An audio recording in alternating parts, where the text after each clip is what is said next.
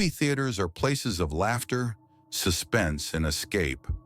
But when the lights go out and the crowds leave, the shadows hold stories much darker than the films on the screen. This is one of them. One of my first jobs was at a movie theater in Aurora, Colorado. It was a decent gig for a 17-year-old. Free movies, easy work. But working late at night, that was when things got creepy. It was a quiet Sunday, just past midnight. The last couple of films were wrapping up, and I was getting ready to leave. Normally, I'd be out by 12:30 a.m., but that night, it was just me and Lisa, the woman who worked the concession stand. She was heading out for a bit, but told me she'd be back soon to lock up. I rushed through my cleaning duties and sat back down near the ticket podium, flipping open my phone to play a game. Being alone in the theater at night always gave me this eerie feeling, like something could go wrong at any moment. And then, out of nowhere, the front doors slammed open. My stomach dropped. The entrance was out of sight from where I was sitting, so I waited, heart pounding, hoping it was just Lisa returning. But instead, a man walked in, late 40s, faded green jacket, greasy hair. The second he stepped inside, his eyes locked onto mine. Something about him was off. I stood up and told him we were closing, that he had to leave. He barely reacted, mumbling something under his breath before asking, "Is Lisa here?" I hesitated. How did he know Lisa? I told him no, she wasn't. He muttered something else, something that made my skin crawl. "I'm just gonna sit over there for a while." Then he walked to a bench across the room and just watched me. I felt uneasy. I wasn't great with confrontations, but I knew something wasn't right. I started typing out a text to Lisa, my fingers trembling. But flip phones weren't exactly fast. By the time I hit send and looked up, the man was still staring at me. Trying to ignore him, I got up and moved to another bench where a wall would block my view. But then I realized my mistake. Now I couldn't see him. Panic set in. I got up and returned to my original spot. Only now, he was gone. Suspenseful pause. Music builds. Lisa arrived just as the last moviegoers were leaving.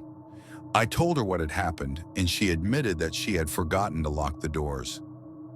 I tried to shake it off, but something about the encounter stuck with me.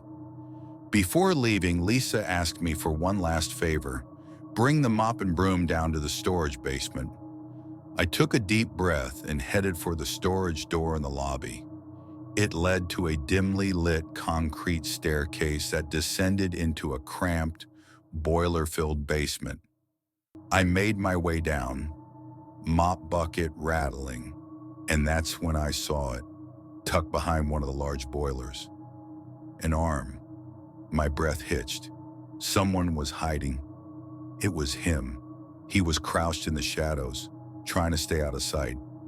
I pretended not to notice, turned around and walked, slowly, casually.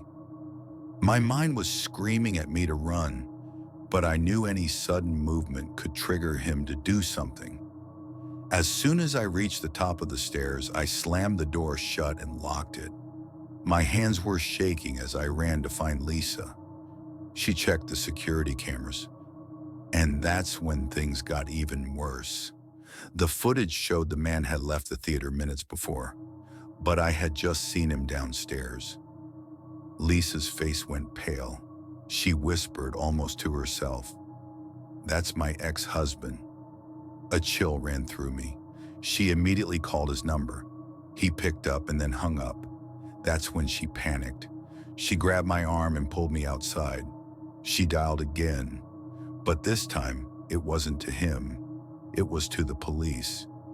When she explained what was happening, I felt my stomach turn.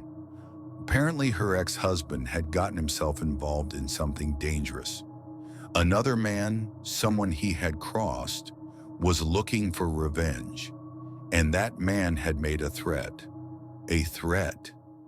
Minutes later, flashing red and blue lights filled the parking lot. The cops stormed in, and when they emerged, they had another man in handcuffs, a man who looked like an old-school mobster. I never got the full story after that. Lisa never returned to work. Her ex-husband disappeared, and that stranger, who may have actually been there to kill her, I never saw him again. But I can't shake the thought, what if I hadn't locked that basement door? What if, in that dark, empty theater, I had been the one he was waiting for? Some horror stories are written for the screen. Others play out in real life.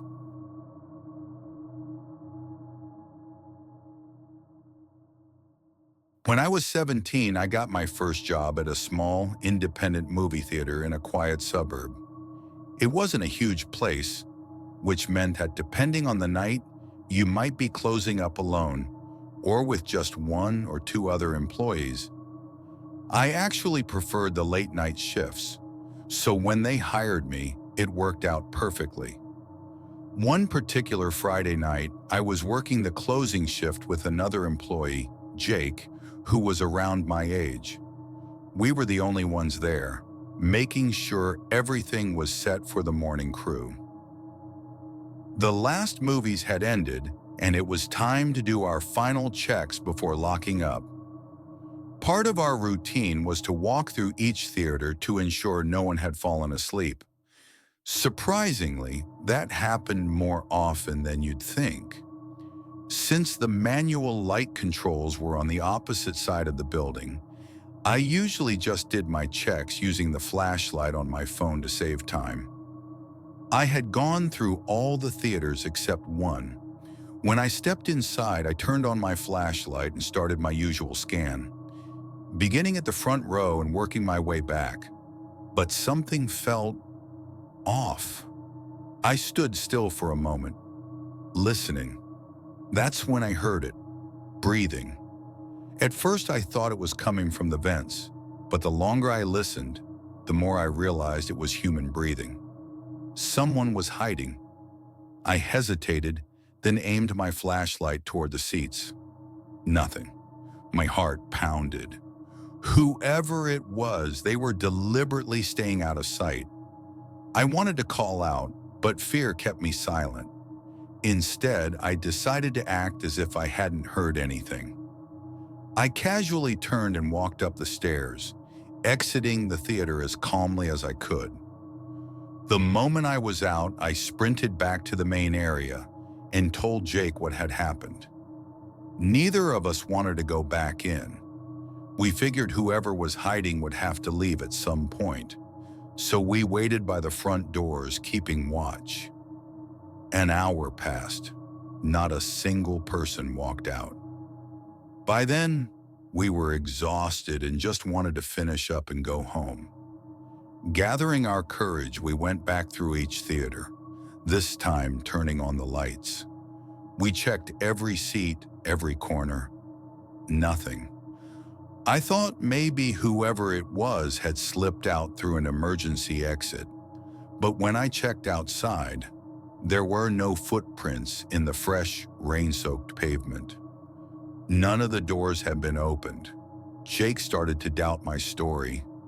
Honestly, I even started questioning myself. Maybe I'd imagined it. Maybe it was just a speaker malfunction.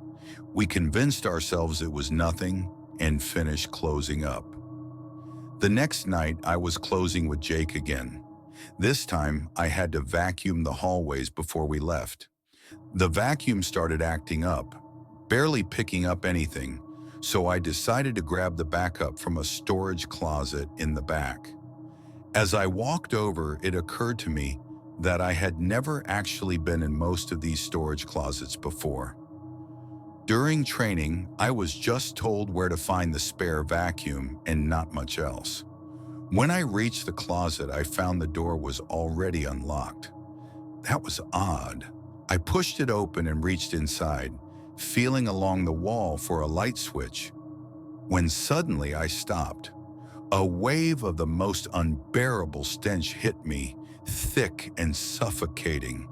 I instinctively stepped back, gagging. That's when I heard it, something rustling in the dark. I froze for a second before quickly slamming the door shut and locking it. My hands were shaking as I ran through the building, searching for Jake. When I found him, I barely got the words out before he paled.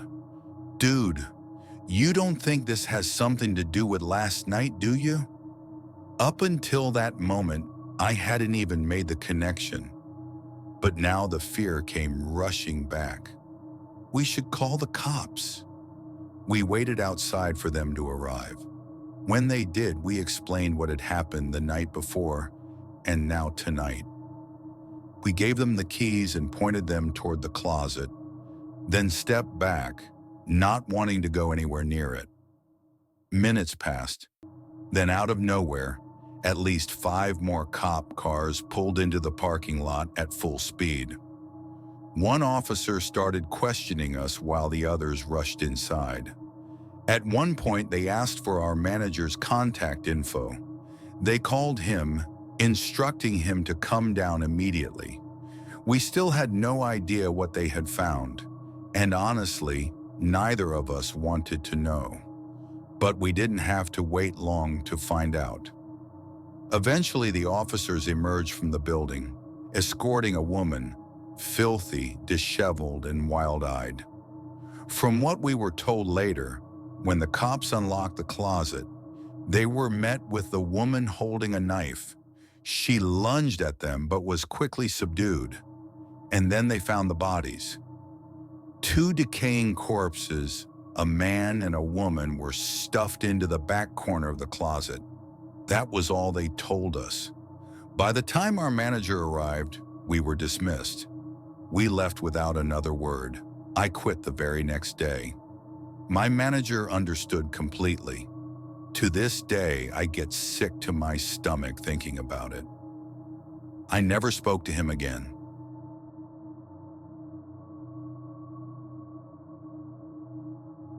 I know some people might find it weird, but I enjoy going to the movies alone. My work schedule is unpredictable, and I often have random weekdays off. So on a quiet Tuesday night, a night when most people wouldn't bother heading to a theater, I decided to go see a film. I've always preferred avoiding crowds, it's just the way I am. It was 2019, and I chose to watch an indie horror movie, something that likely wasn't on many people's radar. Just as I expected, I was the only one in the theater. I took my usual spot, right in the middle of one of the upper rows, put my feet up, and got comfortable. About 30 minutes into the movie, I noticed something, a figure a few rows down. I never saw them enter, and the theater was dim because of the low lighting in the scene. At first, all I could see was the top half of their head peeking over a seat, not sitting like a normal person, but just barely visible. They weren't looking at the screen. That much was clear. But were they looking at me? When the scene changed to a brighter one, the glow from the screen illuminated the theater just enough for me to see. They were staring directly at me. Their faces were unsettlingly pale, almost lifeless, and their hair was wild and tangled. Even with the improved lighting, I couldn't tell if they were a man or a woman. A chill ran down my spine. I'm not the type to confront people, so I didn't say anything. I tried to ignore it, hoping they'd stop or move. But as soon as the screen dimmed again, the figure ducked down behind the seat, disappearing from view. That was worse. I tried to focus on the movie, but my mind wouldn't let me. I kept waiting, bracing for something to happen. Minutes passed. Then, just as I was starting to relax, they appeared again. Closer this time, only 2 rows ahead of me. My breath caught in my throat, and before I could stop myself, I let out a startled, What the hell? My voice echoed through the empty theater. The added brightness from the screen allowed me to see them in more detail. Their eyes were disturbingly empty, open but devoid of life, and now I could tell it was a man. His long, greasy hair framed a motionless expression that sent waves of terror through me. That was it. I was done. I bolted from my seat, heading straight for the exit. But to get there, I had to pass the row where he was. As I did, I glanced down, expecting to see him crouch behind the seats. But what I saw instead was something out of a nightmare. He wasn't sitting. He was lying on the floor, holding something, a severed head perched on a stick. I didn't wait to find out if it was some twisted prank or something much worse. I ran through the exit door, through the back of the building, into the parking lot. I ran until I reached my car. My heart pounded as I fumbled with my keys, started the engine, and sped home. But my mind wouldn't let it go. That head, it looked so real. When I got home, I searched online for any recent murders or missing persons in the area. After some digging, I found something that made my blood run cold. A 19-year-old boy named Matthew Cole had gone missing 2 months prior, and his face, it could have matched the head I saw in that theater. Maybe my brain was just trying to make connections where there were none. But the hair, the nose, the eyes, they looked eerily similar. The next day, I called the theater, told them what happened, and suggested they check their security cameras. I left them my number in case they needed to reach me. I never heard back. I didn't push it. I didn't want to spend any more of my time on it. Some things are better left unknown.